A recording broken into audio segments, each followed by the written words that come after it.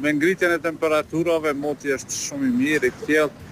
Është rritur edhe numri i qytetarëve të cilët po i drejtohen kutive të votimit nëpër vendvotime, pra në qendrat e votimit.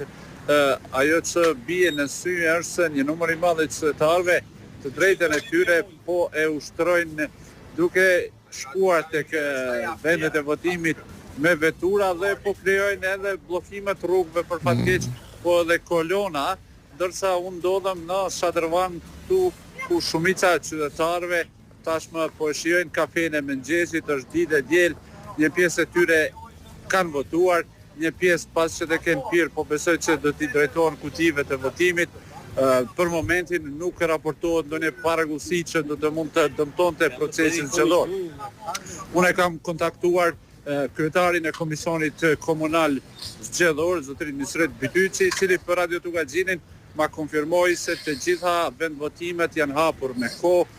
Nuk ka pasur vonesa, sikurse në disa komuna tjera ku janë vonuar komisionerët, gjithçka po shkon mirë e mbar. Në qendrën e votimit 2012 nuk është i pranishëm menaxheri i qendrës së votimit i cili ndodhet, pra drejtori i shkollës Lidhja Prizrenit, i cili ndodhet përkohësisht në botën e jashtme për një vizitë, ndërsa ai është zëvendësuar me një zyrtar tjetër të këtij institucioni dhe procesi edhe aty po vijon normalisht.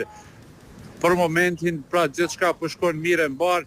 Këtu në Shadrvan ka shumë njerëz